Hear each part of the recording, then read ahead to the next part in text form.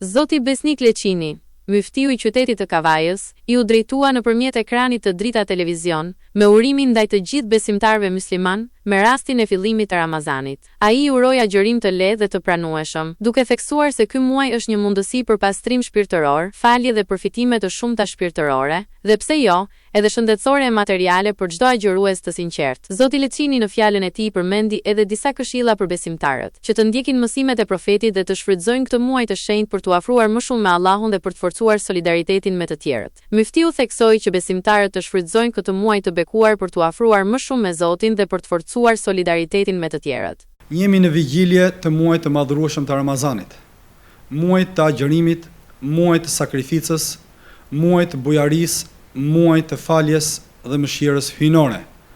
Allahu I lartësuar e ka bërë detyrë agjërimin e muajit të Ramazanit kur thotë: "O ju që keni besuar, është bërë detyrim për ju agjërimi, sikurse ishte I obligueshëm edhe për popujt e mëparshëm që ju të jeni të devotshëm."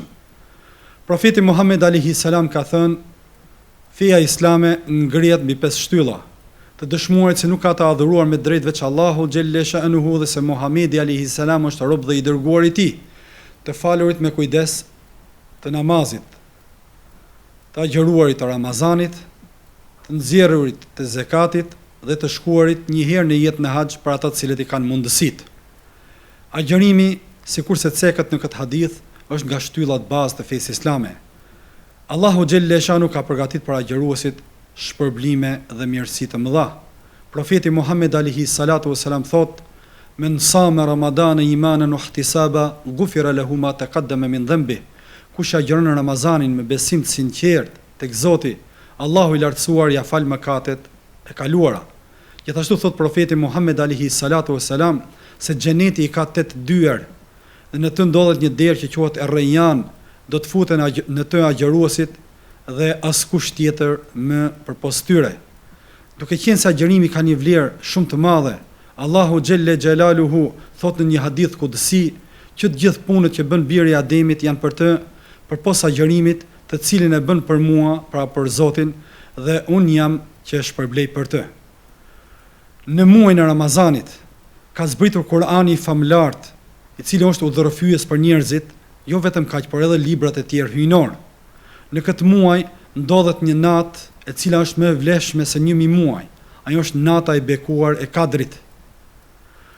Në këtë muaj Zoti xhelle shanu ja pranon lutjet besimtarëve, siç thot profeti Muhammed alayhi salam, 3 personave Allahu xhelle shanuhu I përgjigjet lutjeve të tyre: lutja e udhëtarit, lutja e prindit për fëmin dhe lutja e agjëruesit. Duke qenë se ky muaj ka mirësi të mëdha dhe besimtari ja ekspozon veten e tij shpërblimeve të mëdha, profeti Muhammed paqja dhe bekimi I Allahut qoftë mbi të, I përgëzonte shokët e tij kur vinte muaji I Ramazanit, duke u thënë: "Ju erdhi ju muaji I Ramazanit, muaji I faljes. Në të hapen dyert e xhenetit dhe asnjë derë nuk qëndron e mbyllur. Mbyllen dyert e xhehenemit dhe asnjë derë nuk qëndron e hapur. Një thirrës thret: o ti që don të bësh punë të mira, afrohu. O ti që don të bësh punë të këqija, distancohu." E çdo natë nga netët e këtij muaji, Allahu xhelle shanuhu liron nga zjarri I xhehenemit.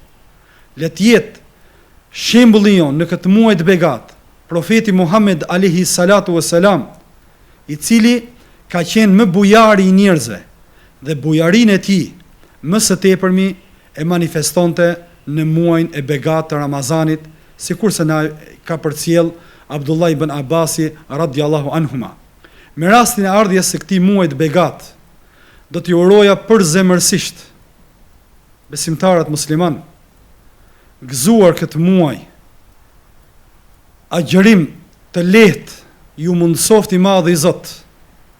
Le të jetë ky muaj ku garojmë në punë të mira, ku garojmë në adhurim ndaj Allahut subhanahu wa taala me agjërim gjatë ditës, namaze, e lexim nga Kurani gjatë natës e shumë adhurime të tjera. Paqe, begati, mirësi, të mira e harmoni Sjellt ky muaj në familjet tuaja, në qytetin tonë, në vendin tonë dhe kudo që janë besimtarët. Agjërim të lehtë dhe të pranuar tek Allahu xhelle shanuhu.